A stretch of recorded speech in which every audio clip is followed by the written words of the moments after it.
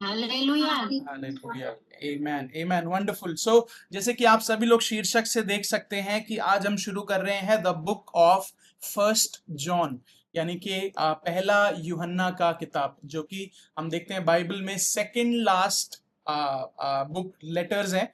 First, second और third John जो है वो सेकंड लास्ट लेटर्स हैं। और ये जो बुक है, specially the book of first John, ये लिखा गया था अपोस्टल जॉन के द्वारा।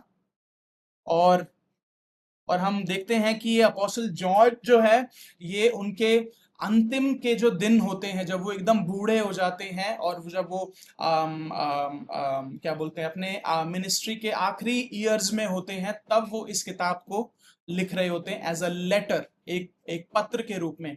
जैसे कि हम देखते हैं कि हम पॉल के लेटर्स को भी पढ़ते हैं, राइट, कि एफिशिएंस, गलातियंस, उसके बाद हम लोग पहला कुरिन्थियो, दूसरा कुरिन्थियो, और ये सारी किताबें जो पढ़ते हैं, ये वो लेटर्स हैं जो पौलुस ने लिखे थे विभिन्न कलीसियाओं को। ठीक उसी प्रकार यहाँ पर जो प्रेरित यूहन्ना है ना, अपोस्टल जॉन जो है, वो यहाँ पर एफिसस में उनका स्थान है, जहां से वो इस लेटर्स को लिख रहे हैं। और उनके अंडर में जितने भी कलीसियाएं हैं, कि जितने भी चर्चेस हैं, वो उन चर्चेस को ये लेटर को लिख रहे हैं।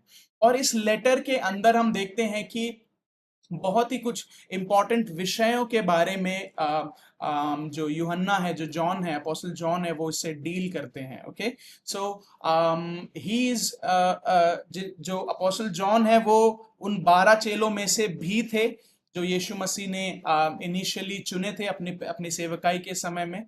और आपको अगर मैं यूहन्ना के बारे में बात एक बात बताऊं, तो ये वो आखिरी डिसाइपल थे जो कि मार्टियर हुए थे, यानी कि इन ये he was the last disciple to die, यानी कि उन्होंने अपने जीवन को पूरा बिताया था। और जब सारे चेले, इवन पॉल की भी जब मृत्यु हो गई थी, उसके बाद प्रेरित यूहन्ना की मृत्यु हुई थी, यानी कि वो सबसे लंबे समय तक सरवाइव किए थे as a disciple of Jesus Christ. कि यीशु मसीह के चेले होने के नाते वो बहुत ही लंबे समय को, बहुत ही अच्छी उम्र को बिता कर गए।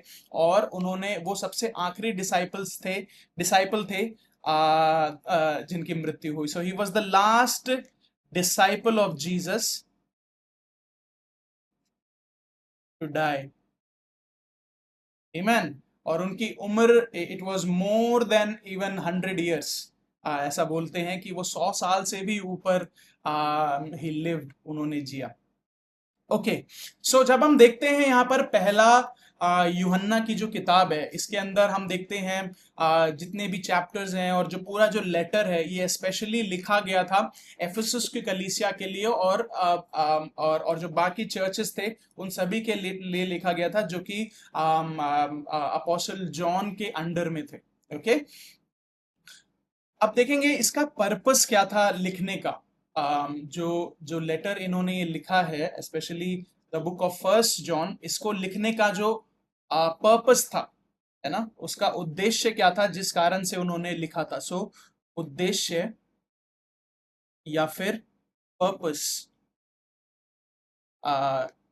जो उन्होंने the book of first John लिखा था, उसका पर्पस ये था, नंबर वन, कि जो कलीसिया थी, कलीसिया के अंदर बहुत ही ज्यादा डेंजरस टीचिंग्स को बढ़ावा दिया जाने लग गया था, जहां पर बहुत सारे ऐसे लोग थे, बहुत सारे ऐसे ग्रुप्स थे, जो कि कलीसिया के विरोध में खड़े होने लग गए थे। और वो जो सुसमाचार का जो नींव है, उसको हिलाने लग गए थे, यानी कि लोगों के अंदर अंधविश्वास को लेकर आने लग गए थे, लोगों के अंदर गलत गलत शिक्षाओं को लेकर आने लग गए थे, और उनको गलत तरीके से गॉस्पेल को बताने लग गए थे। जिस कारण से प्रेरित यूहन्ना ने ये लेटर लिखा, ताकि वो इन सारे इश्यूज से डील कर सके, ताकि वो इन सारे कंफ्यूजन से, जो कि ये विभिन्न प्रकार के लोग लेकर आ रहे थे, उन उन उन इश्यूज के साथ डील कर सकें। इसलिए उन्होंने इस किताब को लिखा था। जो पहला जो उद्देश्य है, वो ये था, टू डील विथ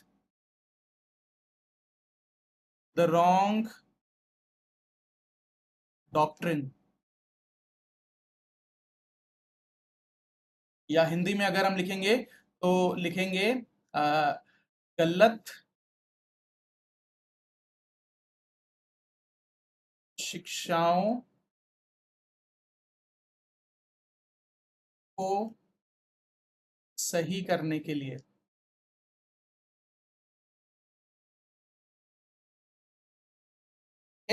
ये पहला उद्देश्य था कि उन्होंने, पहला पर्पस था कि उन्होंने क्यों पहला यूहन्ना लिखा था। ओके, और जो गलत शिक्षाएं थी, वो गलत शिक्षाएं जानते हैं क्या क्या थी? नंबर वन, वहां पर लोग ये गलत शिक्षाओं को फैला रहे थे कि यीशु मसीह का कभी शारीरिक जन्म हुआ ही नहीं था।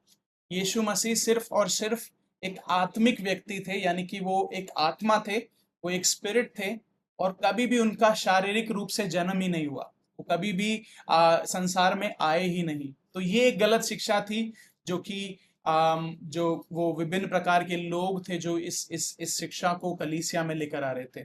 तो जो पहला रॉन्ग डॉक्ट्रिन था वो ये था that Jesus was never born in flesh, कि यीशु मसीह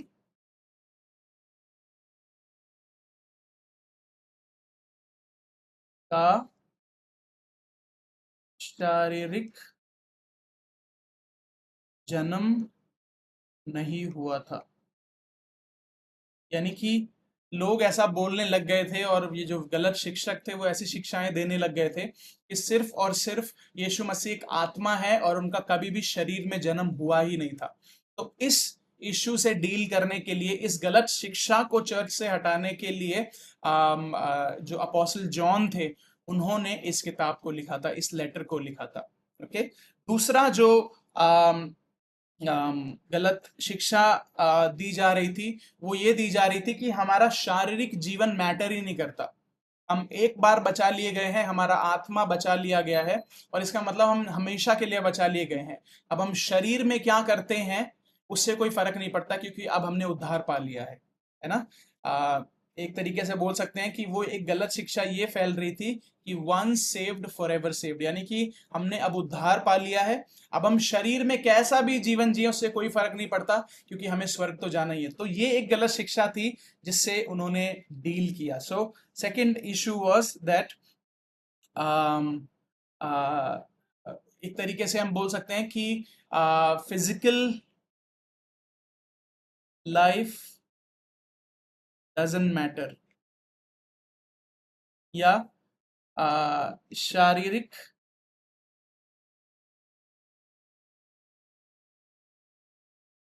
जीवन का कोई मायना नहीं है। ये एक गलत शिक्षा थी जो कि वहां पर फैल रही थी। ये दो गलत शिक्षाएं थी जिन कारणों से अपोस्टल जॉन ने इन लेटर्स को लिखा था। क्या अभी तक आप मेरे साथ हैं? Are you with me so far? Okay, good. So ये दो गलत डॉक्ट्रिन्स थे, ये जो गलत दो शिक्षाएं थी जिस कारण से प्रेरित पौलुस, प्रेरित यूहन्ना ने इस लेटर को एफेसस की कलीसिया और बाकी कलीसियाओं को लिखा था।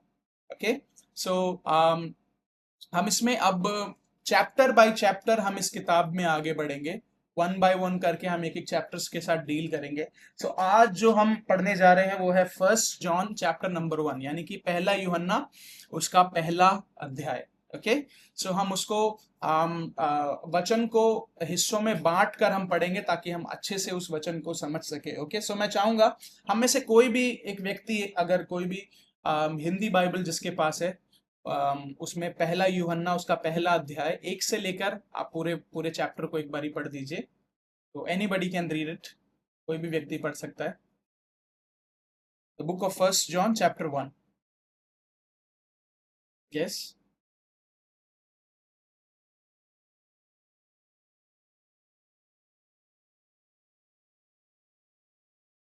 पहला यूहन्ना उसका पहला अध्याय। हम्म जीवन का वचन, हम्म उस जीवन के वचन के विषय में जो आदि से था, जिसे हमने सुना और जिसे अपनी आंखों से देखा, और जिसे हमने ध्यान से देखा और हाथों से छुआ, या जीवन प्रकट हुआ, और हमने उसे देखा और उसकी गवाही देते हैं, और तुम्हें उस अनंत जीवन का समाचार देते हैं जो पिता के साथ था और हम पर प्रकट हुआ। वे कुछ हमने देखा और सुना है, उसका समाचार तुम्हें भी देते हैं, इसलिए कि तुम भी हमारे साथ सहभागी हो। और हमारी यह सहभागिता पिता के साथ और उसके पुत्र यीशु मसीह के साथ है। और ये बातें हम इसलिए लिखते हैं कि हमारा आनंद पूरा हो जाए। आमीन। आमीन। आगे और पूरा पहला अध्याय पढ़ना है। जी, ज्योति में चलना। जो समाचार हमने उससे सुना और तुम्हें सुनाते हैं वह यह है कि परमेश्वर ज्योति है और उसमें कुछ भी अंधकार नहीं। यदि हम कहें कि हम उसके साथ हमारी सहभागिता है और फिर अंधकार में चले तो हम झूठे हैं और सत्य पर नहीं चलते। और यदि जैसे वह ज्योति में है वैसे हम भी ज्योति में चले तो एक दूसरे से सहभागिता रखते हैं। और उसके पुत्र यीशु का लहू हमें सब पापों से शुद्ध करता है। यदि तुम कहे कि हम में कुछ भी पाप नहीं तो अपने आप को धोखा देते हैं और हम में सत्य नहीं। यदि हम अपने आप को मान ले तो वह हमारे पापों को क्षमा करने और हमें सब अधर्म से शुद्ध करने में विषय योग्य और धर्मी है। यदि हम कहें कि हमने पाप नहीं किया तो उसे झूठा ठहराते हैं और उसका वचन हम में नहीं है। आमीन। आमीन। आमीन। गॉड ब्लेस यू बहन, प्रभु आपको आशीष दे।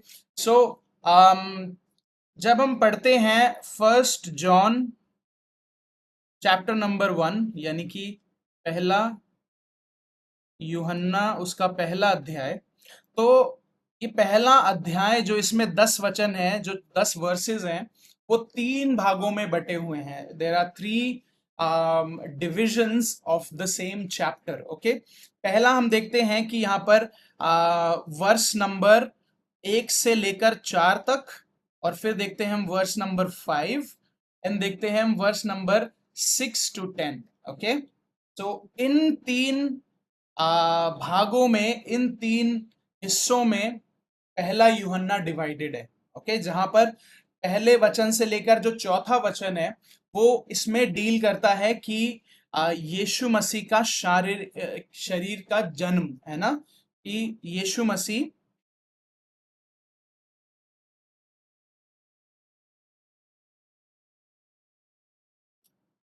शारीरिक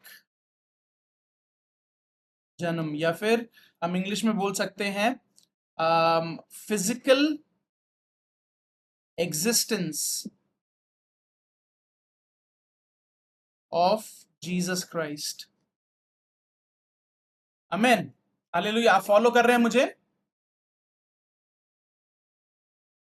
are you following me? Okay, good. और जो वर्स नंबर 5 है वो डील करता है कि परमेश्वर ज्योति है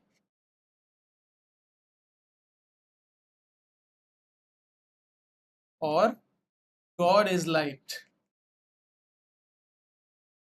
और जो वर्स नंबर 6 to 10 है वो डील करता है कि हम ज्योति में होकर चलने पाए, ज्योति में चलना, या फिर वॉकिंग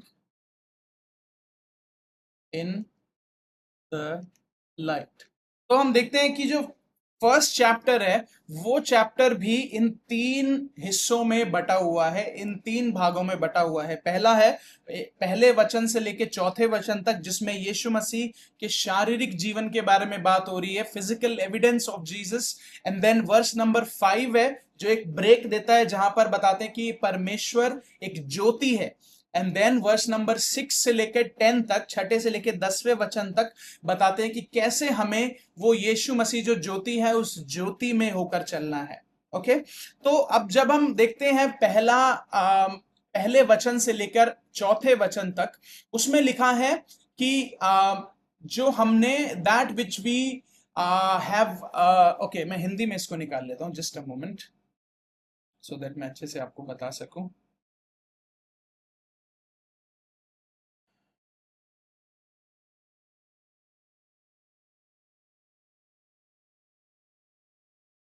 ओके, सो यहां पर वो बोलते हैं उस जीवन के विषय में जो आदि से था, जिसे हमने सुना, ओ आई थिंक मैंने लिखा ही हुआ है already, oh no problem. So okay, verse number 1 and 2 हम पढ़ते हैं। ओके, वर्स नंबर 1 एंड 2, उसमें लिखा है उस जीवन के विषय में जो आदि से था।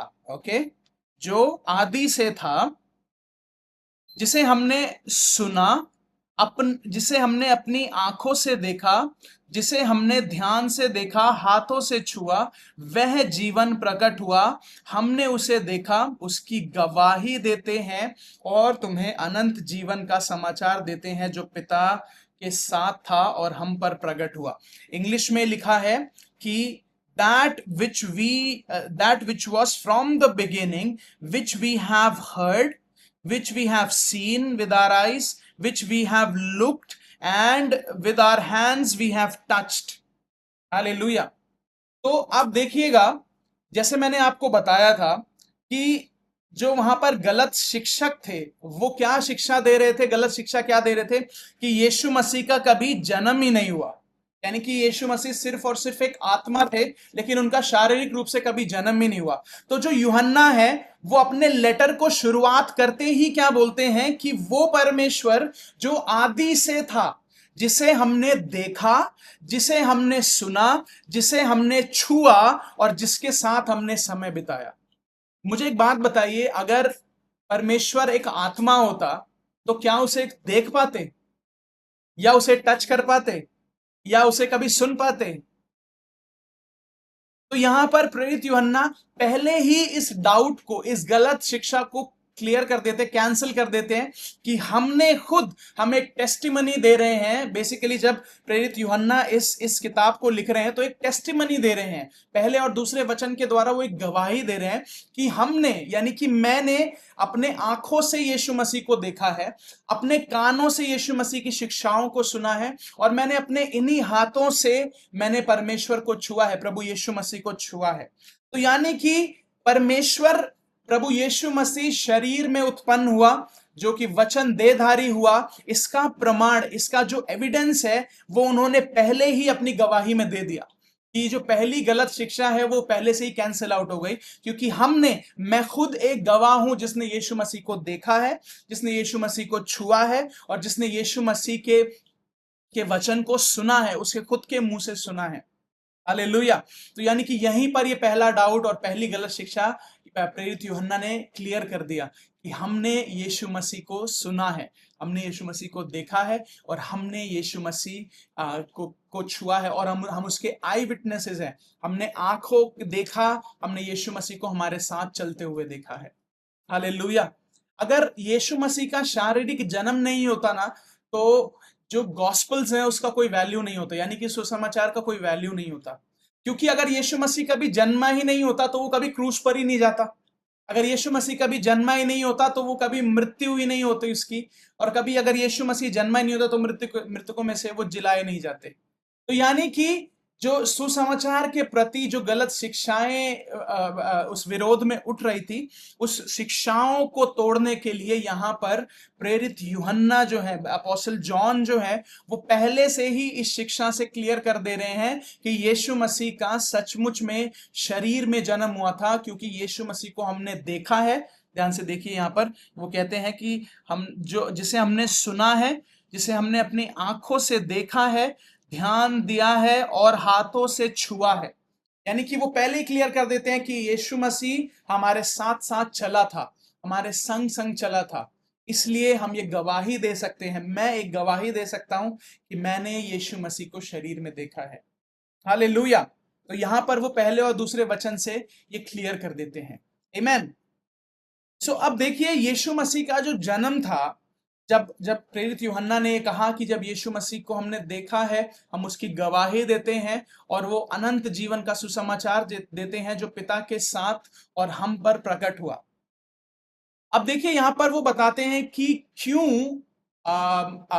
यीशु मसीह शरीर में आया, क्यों यीशु मसीह शारीरिक तौर पर जन्म लिया। ओके, सो यहां पर हम पढ़ेंगे पहला यूहन्ना पहला अध्याय, उसका 3 और 4 वचन, तीसरा और चौथा वचन, जो कि कहता है, जो कुछ हमने देखा है और सुना है उसका समाचार तुम्हें भी देते हैं, इसलिए कि तुम भी हमारे साथ सहभागी बनो, और हमारी यह सहभागिता पिता के साथ और उसके पुत्र यीशु मसीह के साथ है। और ये बातें हम इसलिए लिखते हैं कि हमारा आनंद पूरा हो जाए। इंग्लिश में कहता है, we proclaim to you that we have seen and heard, so that you may have fellowship with us, and our fellowship is with the Father and with his Son Jesus Christ. We write this to make our joy complete. Now मैं चाहता हूं अपने Bibles में आप एक एक word को highlight कर लीजिए, फेलोशिप। ओके, सहभागिता। इन दो वर्ड को आप अपने बाइबल्स में हाईलाइट कर लीजिए। ओके, फेलोशिप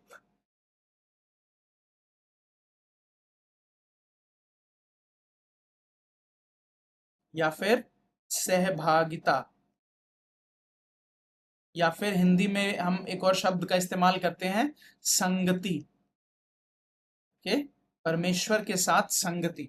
तो यहां पर प्रेरित यूहन्ना हमें बताते हैं कि जो वचन का हम अंगीकार कर रहे हैं, जो वचन मैं लिख रहा हूं, वो इसलिए लिख रहा हूं ताकि तुम्हारा परमेश्वर के साथ सहभागिता होने पाए, सो that you may have fellowship with God. Hallelujah. Not just knowledge but have fellowship with God, not religion but have fellowship with God. इसलिए नहीं कि तुम्हारा सिर्फ ज्ञान बढ़ते जाने पाए, पर इसलिए ताकि तुम परमेश्वर के साथ सहभागिता करने पाओ, तुम परमेश्वर के साथ संगति करने पाओ।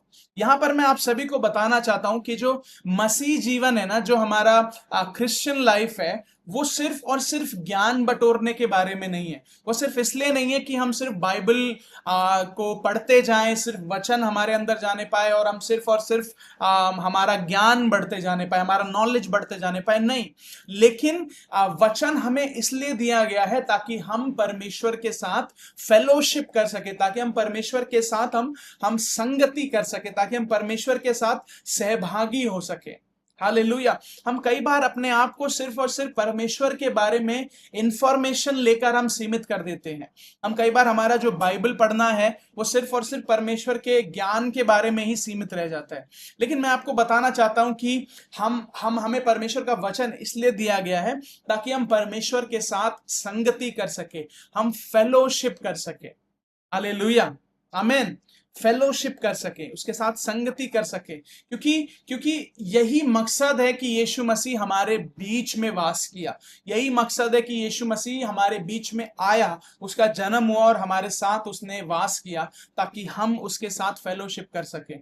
आज उसने हमें पवित्र आत्मा दिया है, आपके और मेरे अंदर पवित्र आत्मा है, इसलिए ताकि हम परमेश्वर के साथ फेलोशिप में जी सके, परमेश्वर के साथ संगति में जी सके। याद रखिए, हमारा जो जीवन है वो हम अकेले जीने के लिए नहीं है। हम कई बार हमारे जीवन में हम अकेले महसूस करते हैं, कई बार हमें लगता है कि हम बहुत अकेले हो गए, या फिर हमारा कोई शारीरिक मित्र या शारीरिक दोस्त नहीं है। लेकिन मैं आपको बताना चाहता हूं कि हमें हम जब जान जाते हैं कि परमेश्वर हमारे अंदर वास करता है, और जब हम उसके साथ फेलोशिप में, उसके साथ संगति में होकर जीते हैं, तो हम कभी भी अकेले नहीं रहते हैं। और यही पर्पस है कि ये किताब, ये जो पहला यूहन्ना की किताब है, वो हमें दी गई है ताकि हम लोग परमेश्वर के साथ संगति कर सके, परमेश्वर के साथ फेलोशिप कर सके, उसके साथ सहभागी हो सके। हालेलुया। यहाँ पर जो फेलोशिप का जो एक जो यूनानी मतलब है, उसको बोलते हैं कोइनोनिया। ओके, मैं इसको पहले हिंदी में लिख देता हूं, कोइनोनिया, ना इंग्लिश में इस प्रकार इसको लिखते हैं, कोइनोनिया। इसमें इसका मतलब क्या होता है कि एक व्यक्ति के साथ अपने जीवन को बांटना, अपने एक व्यक्ति के साथ एक व्यक्ति के साथ अपने जीवन का सहभागी होना, उसके अनुसार अपने जीवन को जीना, या फिर उसके साथ अपने जीवन को बांटना, शेयर करना। ओके, कम्यूनिंग विद समबडी, किसी के साथ वास करना, इसका मतलब होता है फेलोशिप। हालेलुया, आमेन। फेलोशिप को हम इस प्रकार भी समझ सकते हैं कि जिस प्रकार जब एक व्यक्ति की शादी हो जाती है ना, तो वो व्यक्ति जब एक पुरुष और स्त्री की शादी हो जाती है तो वो कैसे सब चीजों को छोड़कर वो एक मकान या एक छत के नीचे आकर वो एक साथ अपने जीवन को बिताते हैं और कभी अलग नहीं होते। वो एक एक दो दो बाइबल में भी लिखा है the two shell become one, की दो दो शरीर एक होने पाए।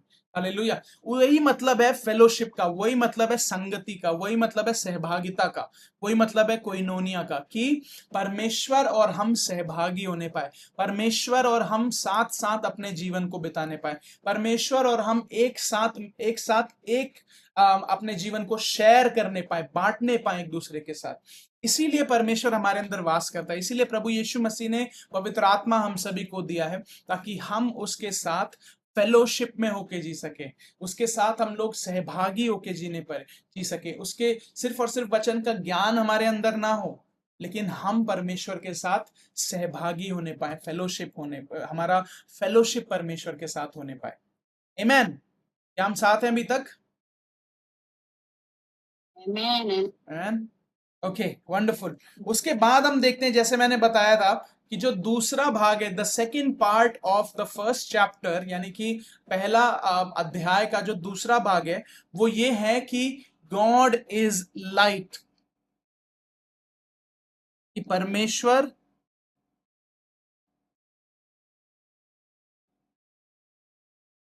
ज्योति है। तो यहां पर प्रेरित यूहन्ना इस प्रकार लिखते हैं, जो समाचार हमने उससे सुना और तुम्हें भी सुनाते हैं वह यह है कि परमेश्वर ज्योति है और उसमें कुछ भी अंधकार नहीं है।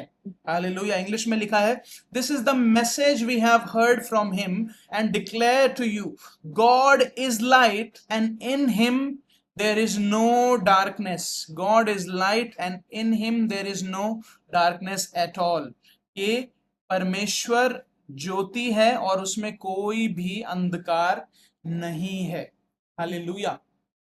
उसमें कोई भी अंधकार नहीं है। यहां पर यह नहीं कह रहा है कि परमेश्वर ज्योति देता है या फिर परमेश्वर ज्योति के समान है, ये नहीं कह रहा है। वो क्या कह रहा है? परमेश्वर ज्योति ही है। God is light. He's not saying that God gives light or God likes light or God produces light, but he's saying God is light. This is the nature, this is the character of God. यही परमेश्वर का जो है चरित्र है, यही परमेश्वर का जो है उसका प्रकृति है। क्या? कि वो ज्योति है। ऐसा नहीं कि वो सिर्फ और सिर्फ ज्योति देता है, लेकिन वो ही ज्योति है। ये एक जो मेजर थीम है पूरे पहले यूहन्ना का, वो ये है कि परमेश्वर ज्योति है। God is light is the first theme of the book of first John, that God is light. Hallelujah. What is light? ज्योति क्या है? जिस ज्योति के बारे में यहां पर यूहन्ना बात कर रहे हैं, जिस लाइट के बारे में यहां पर यूहन्ना बात कर रहे हैं, वो लाइट क्या है, वो ज्योति क्या है? देखिए, जो ज्योति का जो अर्थ है वो ये है कि इट रिप्रेजेंट्स प्योरिटी, है ना, या होलीनेस, या हम बोल सकते हैं पवित्रता। अब लाइट का मतलब क्या है? मैं चाहता हूं आप इसको नोट्स बनाते रहें ताकि आगे इसका क्या मतलब है मैं आपको और बेहतर, आगे का वचन जो है इससे बहुत जुड़ा हुआ है। ओके, अभी मैं एक्सप्लेन कर रहा हूं कि ज्योति का मतलब क्या है। जो प्रेरित यूहन्ना ने यहाँ पे लिखा है उसका मतलब क्या है, जो अपोस्टल जॉन ने लिखा है उसका मतलब क्या है। नंबर वन, ज्योति का मतलब होता है प्योरिटी या होलीनेस, है ना, पवित्रता। दूसरा मतलब जो ज्योति का होता है वो होता है सत्य या फिर ट्रूथ। और नंबर थ्री, जो ज्योति का मतलब होता है वो होता है जीवन। जहां कहीं भी हम ज्योति देखते हैं वहां पर ऐसा लगता है कि जीवन है, कि यही जीवन का स्रोत है। आप देखिएगा कि जब पेड़ जो होते हैं, पेड़ पौधे जो होते हैं, वो सूरज की रोशनी लेकर ही उनका वो ग्रो होते हैं, है ना, वो बढ़ते हैं। जब भी एक बीज को बोया जाता है, उसके बढ़ने के लिए दो चीजें चाहिए होती है, एक होता है पानी, दूसरा होता है ज्योति। पानी और ज्योति जब एक साथ उसे मिलता है तो वो बीज पेड़ बनने लग जाता है। तो ठीक उसी प्रकार जो ज्योति है वो जीवन देता है ना। तो ज्योति का मतलब क्या होता है? जीवन, लाइफ। और अब अगर ध्यान से आप देखेंगे, पवित्रता, सत्य और जीवन, हम देखते हैं ये किसका चरित्र है? कोई बता सकता है मुझे? Holiness, truth and life. ईश्वर का, हाँ, परमेश्वर का। Very good, God bless you. This is the character of Jesus Christ, या यीशु मसीह का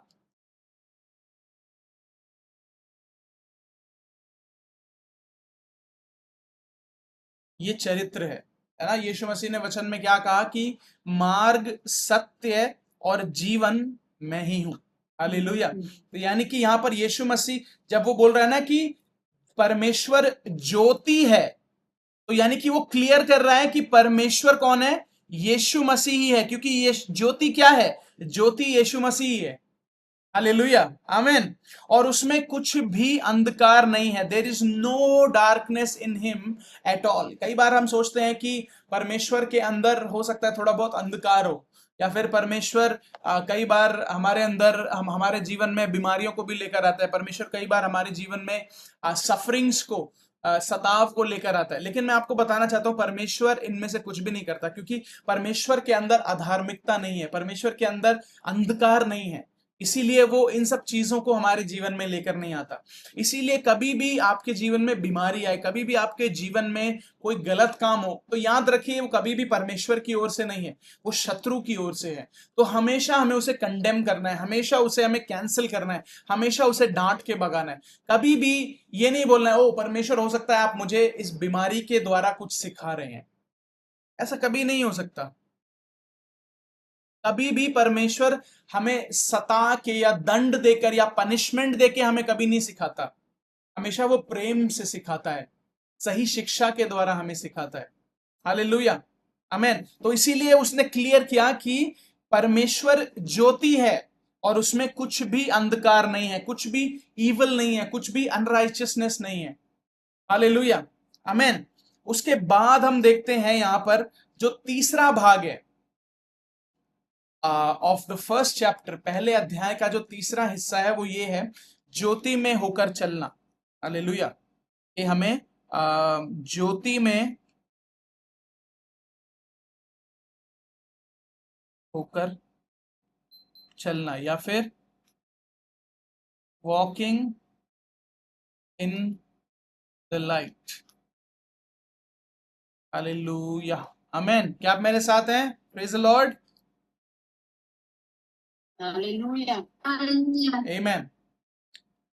हम यहां पढ़ेंगे 6ठे वचन से 10वें वचन तक। यहां पर इस प्रकार वचन कहता है, यदि हम कहें कि हम हमारी कि उसके साथ हमारी सहभागिता है और फिर भी अंधकार में चले तो हम झूठे हैं। इस वचन को हम सभी लोग अंडरलाइन कर लेते हैं।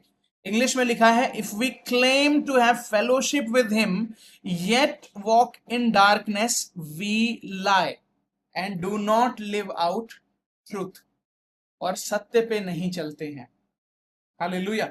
यहां पर देखिए, जब भी कोई एक स्त्री या पुरुष या एनीबडी, कोई भी व्यक्ति जो होता है, जब परमेश्वर के साथ सहभागिता में, यीशु मसीह के साथ जब फेलोशिप में होकर चलता है ना, तो वो कभी भी अंधकार में नहीं चलता, वो हमेशा ज्योति में चल रहा होता है। और इसीलिए वचन कह रहा है कि यदि हम कहें, यहां पर आप देखेंगे ना 6ठे वचन से लेकर 10वें वचन तक, okay, from verse number 6 to 10, there are 3 times, 3 बार ऐसा लिखा गया है, यदि हम कहें, यदि हम कहें, यदि हम कहें। ओके, तो अब मैं चाहूंगा कि आप उसको हाईलाइट करना शुरू करें। यहां पर लिखा है, यदि हम कहें कि उसके साथ हमारी सहभागिता है और फिर अंधकार में चलें तो हम झूठे हैं और हम सत्य पे नहीं चलते। पर यदि जैसा वह ज्योति में है वैसे ही हम भी ज्योति में चले तो उसके साथ सहभागिता रखते हैं। उसके पुत्र यीशु मसीह का लहू हम सभी पापों को शुद्ध करता है।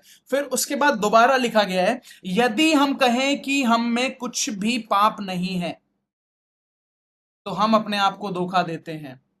और फिर लिखा है एक बार फिर से, यदि हम अपने पापों को मान लें तो वो हमारे सारे पापों को क्षमा करने के विश्वास योग्य धर्मी है। फिर तीसरी बार लिखा है, यदि हम कहें कि हमने पाप नहीं किया है तो उसे झूठा ठहराते हैं, उसका वचन हम में नहीं है।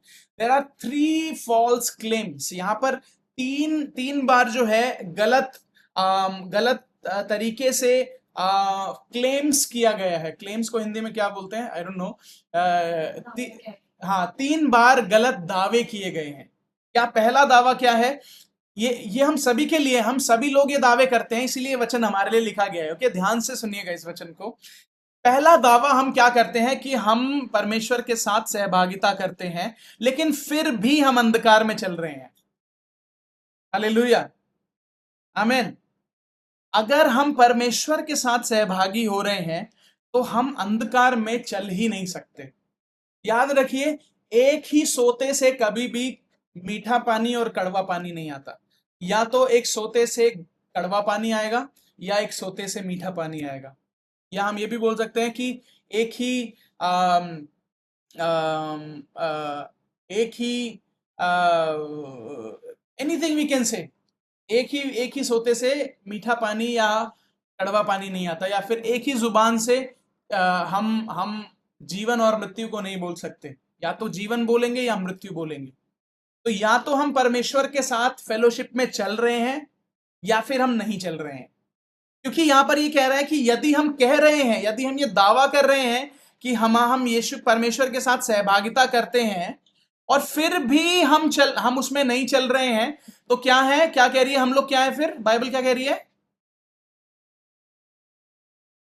कोई है मेरे साथ? झूठे हैं, हम झूठे हैं और दूसरा हम सत्य पे नहीं चलते हैं। हालेलुया। लेकिन अगर हम उसके साथ सहभागिता में चल रहे हैं तो क्या हम अंधकार में चल सकते हैं? तो संभव है? नहीं है ना। अगर if we claim that we are walking with Jesus, if we are claiming that we have fellowship with Jesus, can we live in darkness or can we walk in darkness? No, right? Not at all. अगर हम परमेश्वर के साथ सहभागिता में होकर चल रहे हैं, फेलोशिप में होकर चल रहे हैं, तो हम कभी भी अंधकार में होकर चल ही नहीं सकते। हालेलुया, आमीन। याद रखिएगा कि परमेश्वर के साथ सहभागिता में होकर चलना हमें इस संसार के अंधकार से अलग करता है। When we walk in fellowship with Jesus, it shifts us away from the darkness of this world. क्योंकि हम लोग ऐसा नहीं बोल सकते कि हम परमेश्वर के साथ चल रहे हैं, उसके साथ साथ इस संसार का जो पाप है उसको साथ में हम लेकर चल रहे हैं। नहीं, ये पॉसिबल नहीं है, ये संभव नहीं है। या तो हम परमेश्वर के साथ चल रहे हैं या फिर हम परमेश्वर के साथ नहीं चल रहे हैं। हालेलुया। इसीलिए यहां पर वो कह रहा है कि इफ यू क्लेम, अगर आप ये दावा कर रहे हैं, if we claim to have fellowship with him, अगर हम ये दावा कर रहे हैं कि हम परमेश्वर के साथ चल रहे हैं या यीशु मसीह के साथ चल रहे हैं, तो हमारे अंदर अधार्मिकता नहीं होनी चाहिए, हमारे अंदर असत्य नहीं होना चाहिए, हमारे अंदर अंधकार नहीं होना चाहिए, हमारे अंदर पाप नहीं होना चाहिए। हालेलुया। हम क्लेम तो कई बार कर लेते हैं कि yes, I am living my life with Jesus, but हमारा जो जीवन का गवाही है वो उसके पूरे विपरीत होता है। कई बार हम बोल तो देते हैं बहुत आसानी से कि हाँ, मैं तो मसीह को जानता हूं, मैं तो यीशु मसीह को जानता हूं, मैं यीशु मसीह के साथ अपने जीवन को बिता रहा हूं, लेकिन जो हमारे जीवन की गवाही है वो तो टोटली अलग है। जो लोग हमारे बारे में गवाही देते हैं वो तो एकदम अलग है। क्योंकि अगर हम ये दावा कर रहे हैं, अगर हम ये गवाही दे रहे हैं कि हम परमेश्वर को जानते हैं और हम परमेश्वर के साथ चलते हैं, परमेश्वर के साथ संगति करते हैं, तो हमारे अंदर अधार्मिकता नहीं होनी चाहिए, हमारे अंदर अंधकार नहीं होना चाहिए, हमारे अंदर इस संसारिक चीजें नहीं होना चाहिए, हमारे अंदर बिटरनेस, कड़वाहट नहीं होना चाहिए, हमारे अंदर इस संसार के गलत काम नहीं होना चाहिए। लेकिन हमारा जीवन जो है वो एविडेंस, हमारा जीवन जो है वो साक्षी देना चाहिए कि हम सचमुच में परमेश्वर के साथ सहभागिता में चल रहे हैं। Hallelujah, amen. और उसके बाद देखिए यहां पर कह रहा है, इसका जवाब भी दे रहा है, पर यदि जैसा वह ज्योति में है वैसे ही हम भी ज्योति में चलें, तो एक दूसरे से सहभागिता रखते हैं, उसके पुत्र यीशु मसीह का लहू हमें सभी पापों से शुद्ध करता है. But if we walk in the light as he is in the light, we have fellowship with one another, and the blood of Jesus his son purifies us from all sins. Hallelujah. कि हम अगर अगर सचमुच में उस ज्योति में होकर चल रहे हैं तो हम परमेश्वर के साथ संगति करते हैं, और उसके साथ साथ हम दूसरों के साथ भी संगति करते हैं, और परमेश्वर का लहू हमें हर एक पापों से शुद्ध करता है. परमेश्वर का लहू हमें हर एक अधार्मिकता से दूर करता है. हालेलुया. यही है जब हम ज्योति में जब होकर चलते हैं. When we walk in the light. Okay, let me explain it to you in this way. Walking in the light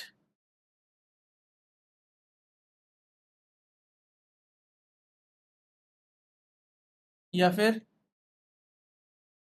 ज्योति में होकर चलना हमारे जीवन में 3 चीजों को लेकर आता है. Okay, it brings 3. Okay, let's say two things into our lives. 2 चीजें हमारे जीवन में लेकर आता है. Number 1, fellowship.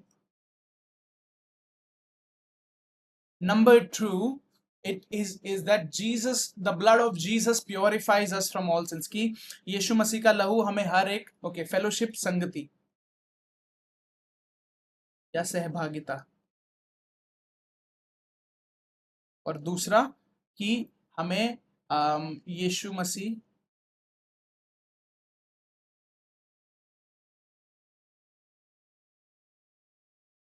का लहू हमें शुद्ध करता है. That the blood of Jesus cleanses us. This is the fruit that comes into our lives when we walk in the light.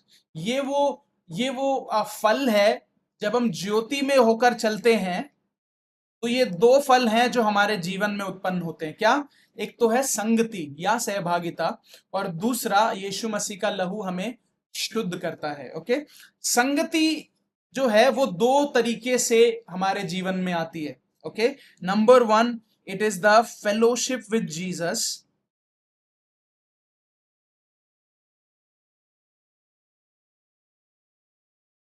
या यीशु मसीह के साथ संगति.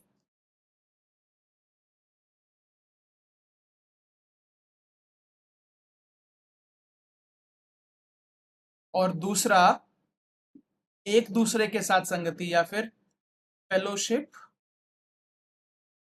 With one another.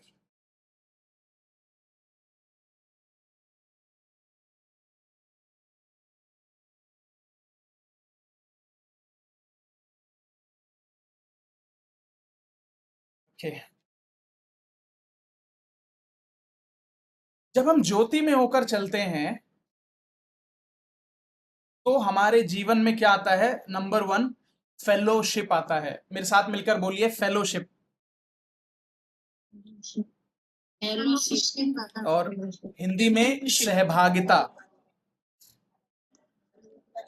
Okay, fellowship को हम दूसरे तरीके से देख सकते हैं. फेलोशिप का ये अगर हम दूसरा मतलब भी निकालना चाहें तो हम इसको बोल सकते हैं relationship. Okay,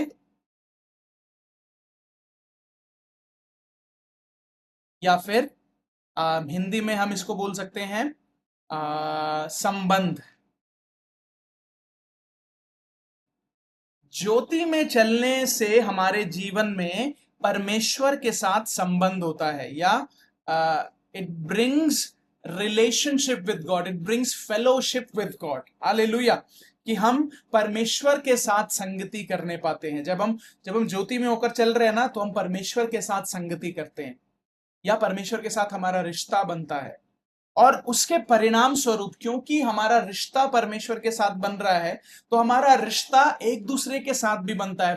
we start to fellowship with one another. हम एक दूसरे के साथ भी संगति करने लग जाते हैं.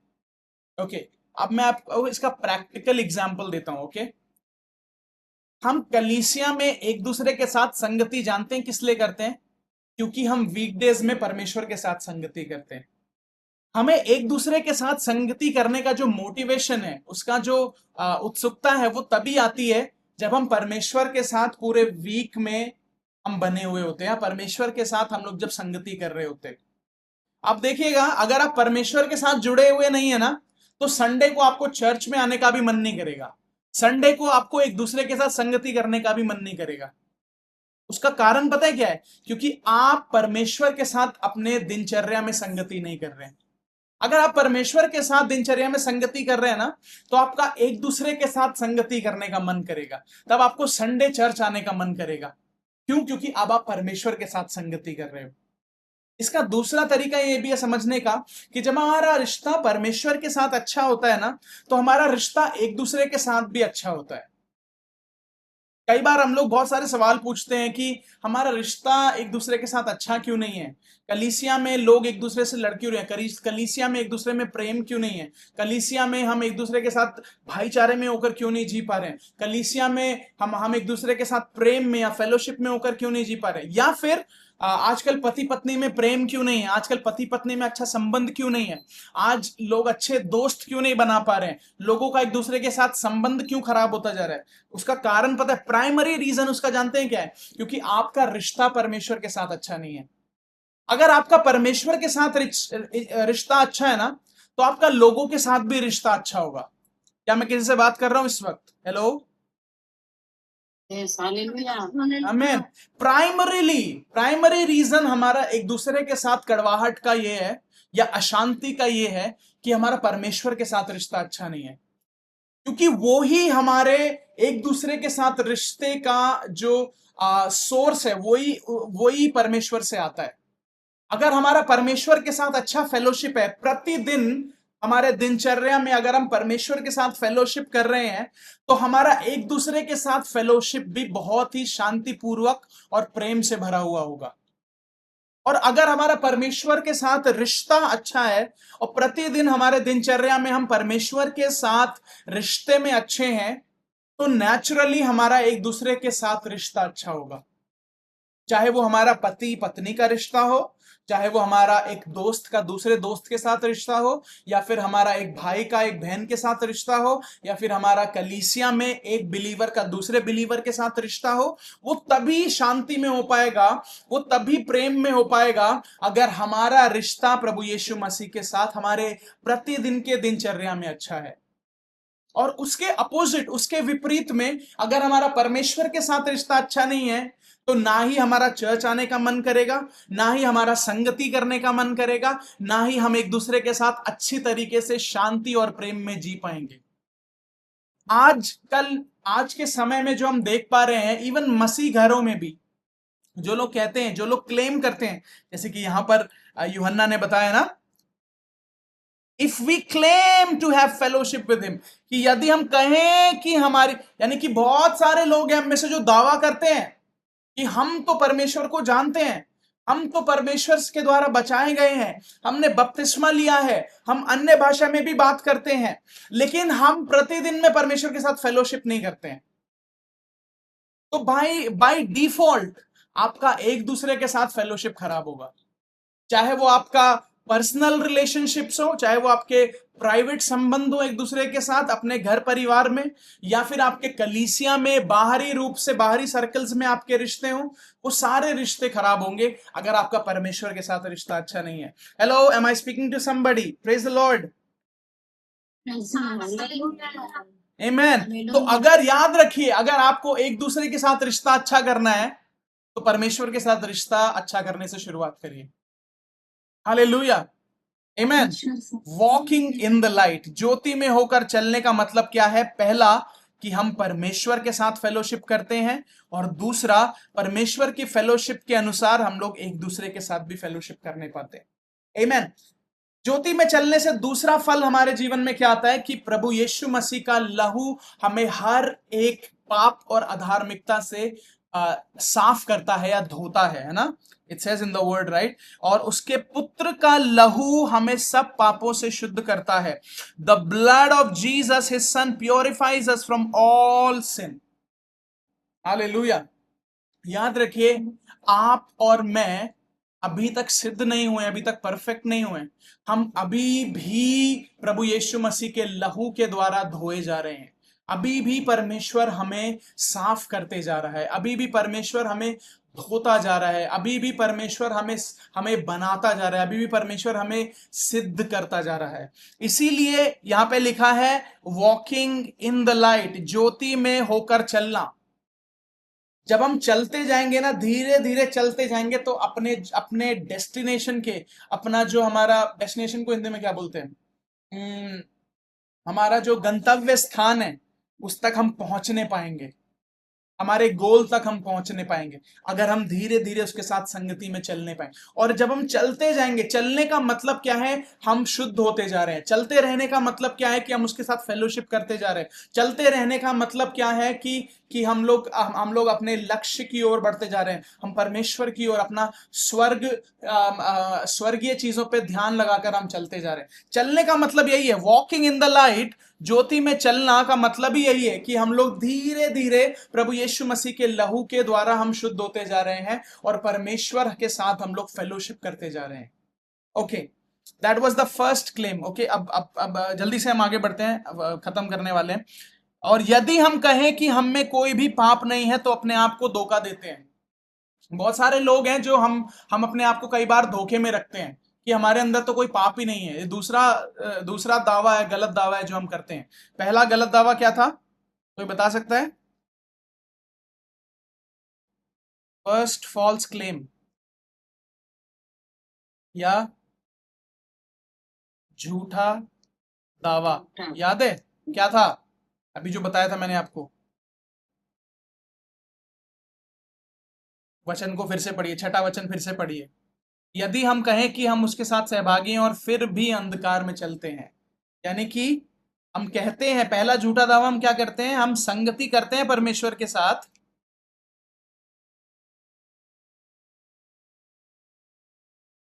पर अंधकार में चलते हैं।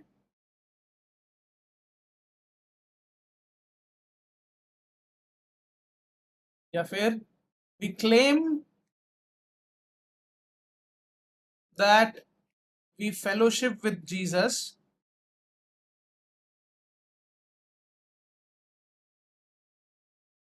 yet walk in darkness.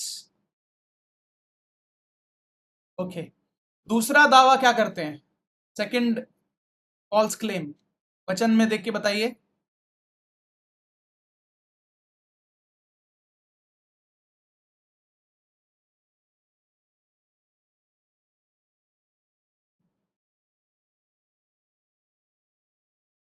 और यदि जैसे वे ज्योति में वैसे हम भी ज्योति में चल, और आगे, ज्योति में चले तो एक दूसरे से सहभागिता रखते हैं। ओके, सहभागिता रखते हैं और उसके नहीं, दूसरा, अच्छा, ओके, छठे वचन में लिखा है ना कि यदि हम कहें, और फिर दूसरी जगह पे क्या लिखा, कहाँ लिखा है यदि हम कहें, उसी में ही आगे, यदि हम हाँ, कि हमने कुछ भी पाप नहीं हाँ, है, तो दूसरा झूठा दावा हम क्या करते हैं कि हम पाप में नहीं हैं, वी हैव नो सिन, या फिर हम पाप में नहीं हैं।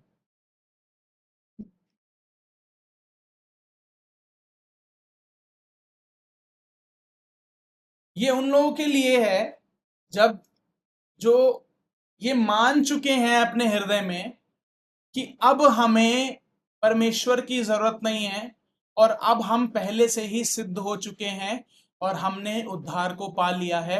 हमारे अंदर अब कोई भी पाप या हमारे अंदर अब कोई भी सफाई की जरूरत नहीं है। कई बार हमें शत्रु हमारी आंखों को बंद कर देता है, शत्रु हमें अंधा बना देता है और हम ये सोचने लग जाते हैं कि हम अब हमारे अंदर पाप बिल्कुल भी नहीं है और अब हमें शुद्ध होने की जरूरत नहीं है, प्रभु यीशु मसीह के लहू की जरूरत नहीं है, हम लोग पहले ही स्वर्ग पहुंच चुके हैं। तो यहाँ पर आ, आ, जो है प्रेरित यूहन्ना है वो हम सभी को बोल रहे हैं कि ये एक गलत दावा है। अगर आप ये करते हो तो ये गलत दावा है, क्योंकि उसी के आगे लिखा है 9वें वचन में, यदि हम अपने पापों को मान ले, तो यानी कि बजाय इसके कि हम ये कहें कि नहीं मैंने तो गलती करी नहीं या मेरे अंदर तो पाप है ही नहीं, इसके बजाय अगर हम अपने पापों को मानना सीखें तो वचन क्या कह रहा है, तो वो हमारे पापों को क्षमा करने और हमें सभी अधार्मिकता से शुद्ध करने में, सब अधर्म से शुद्ध करने में विश्वास योग्य और धर्मी है। यानी कि इसका प्रैक्टिकल इंप्लीकेशन में अगर आपको बताऊं कि बजाय इसके आप ये मानो कि मैंने गलती करी नहीं, आप सीधा ये मान लो कि हाँ हो सकता है मुझसे गलती हुई है और इसके लिए मैं क्षमा मांगता हूं। क्योंकि बाइबल बता रही है अगर हम अपने पापों को परमेश्वर के आगे मान लेना तो वो हमें माफ करने के योग्य है। कई बार होता है कि हम अपने पापों को मानते ही नहीं है, कई बार हमें लगता है कि हमारे अंदर तो कुछ गलती नहीं है, हम कुछ कर ही नहीं रहे गलत। उससे बेहतर है, परमेश्वर का वचन क्या कह रहा है कि हम अपने पापों को मान लें और उसको अंगीकार करें। अपने पापों को हम मानकर उसका अंगीकार करें तो परमेश्वर हमें क्षमा कर सकता है। The Lord can forgive us if we confess of our sins. Hallelujah. और तीसरा झूठा दावा, थर्ड फॉल्स क्लेम, उसके बाद कोई पढ़ सकता है, कहीं लिखा हुआ है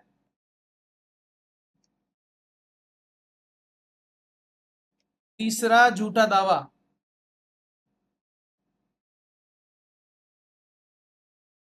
10वां वचन, यदि हम कहें कि हम में पाप नहीं किया तो उसे झूठा ठहराते हैं और उसका वचन हम में नहीं है। हालेलुया। ये सबसे ज्यादा डेंजरस है, ये सबसे ज्यादा डेंजरस है, क्योंकि यहां पर हम डिनाई करने लग जाते हैं कि हम पाप करने करेंगे ही नहीं, या हमारे अंदर पाप करने के लिए कोई कोई हमारे अंदर चांस ही नहीं है। वो डिनायल में हम अपने जीवन को जीने लग जाते हैं। हम एक तरीके से हम अपने जीवन को झूठ में जीने लग जाते हैं कि हम तो पाप कर ही नहीं सकते। लेकिन याद रखिए बाइबल क्या बताती है, रोमियो 3:23 में, इसको आप बाद में पढ़ लीजिएगा, रोमन्स 3:23 में कहता है कि सभी पापी हैं, सबने पाप किया है क्योंकि सभी उसके महिमा से रहित हैं। हम we all have sinned and fallen short of the glory of God. Amen. तो यानी कि यहां पर वचन क्या कह रहा है कि सिंपल सरल शब्दों में कि हम झूठे दावे करने के बजाय, कि हम मुंह से ढिंडोरा पीटने के बजाय कि हम परमेश्वर को जानते हैं, परमेश्वर से संगति करते हैं, वचन को जानते हैं, प्रार्थना करना, ये झूठे दावे करने के बजाय हम हमारे जीवन के द्वारा ही हमारा गवाही निकलने पाए कि हम उसके साथ संगति करते हैं, कि हम उसके साथ फेलोशिप करते हैं, बजाय इसके कि हम जाकर पूरे संसार में ढिंडोरा पीट रहे हैं, पूरे संसार में हम बता रहे हैं कि हम परमेश्वर को जानते हैं और हमारे अंदर धार्मिकता है और हम धर्मी व्यक्ति हैं। इसके बजाय अगर हम सरल रूप से मान लें कि हम परमेश्वर के साथ फेलोशिप करना शुरू कर दें, तो वो बाइबल बता रही है कि हम ज्योति में होकर चलने वाले बन जाते हैं। We begin to live and walk in the light and we begin to have fellowship with God and we begin to have fellowship with one another. हमारा एक दूसरे के साथ भी सहभागिता बढ़ता चला जाता है।